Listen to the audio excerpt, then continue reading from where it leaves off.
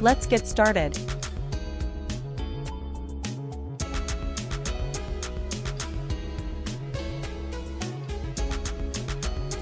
(1765) Daniel Steibelt. Pianist.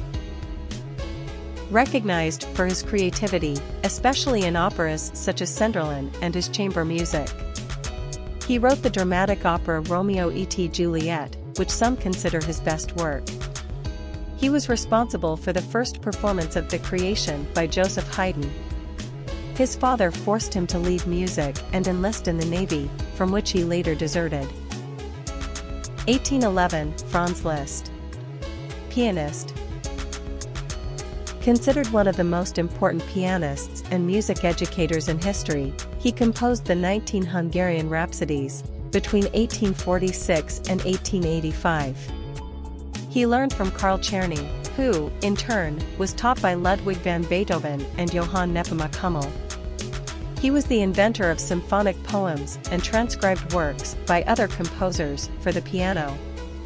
He had a long-term relationship with Countess Marie Diagoult, with whom he lived between 1835 and 1839.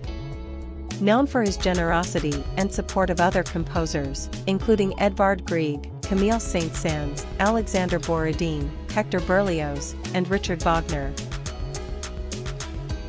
In this series, we're paying homage to the musical legends who were born on this day. From rock and roll pioneers to jazz greats, we'll take a closer look at the lives, careers, and legacies of these talented artists.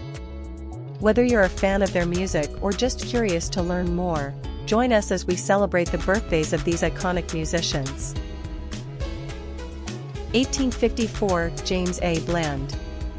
Songwriter. He wrote "Carry Me Back to Old Virginie," named the official state song of Virginia in 1940, "In the Evening by the Moonlight," "Oh Dem Golden Slippers," and over 700 more songs. He graduated from Howard University in 1873. Inducted into the Songwriters Hall of Fame in 1970 posthumously. He studied at the same university as Felicia Rashad, The Cosby Show. 1898, Peck Kelly. Jazz pianist. Known for Peck's Bad Boys, a band from the 1920s with notable musicians such as Jack Teagarden and Pee Wee Russell. Initially, he worked in Louisiana and Missouri, but bureaucratic obstacles frustrated him from working in the region.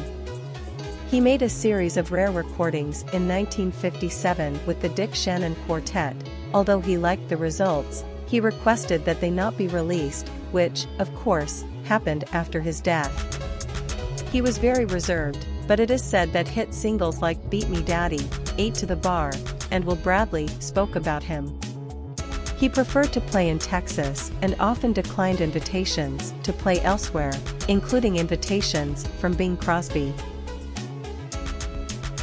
1906, Charles Lynch. Pianist. He performed the premieres of several 20th century works and was once called the most imaginative pianist in Ireland. He won a scholarship to study at the Royal Academy of Music in London when he was 15 years old.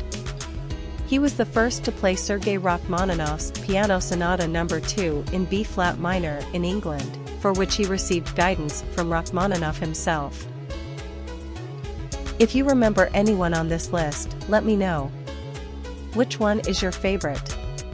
To learn more, take a look at the description of this post. Remember that if you like the content, you can share the link, subscribe, and give it a thumbs up. This was a program for Music and Life by Karlos M. Created by Rune KM Productions.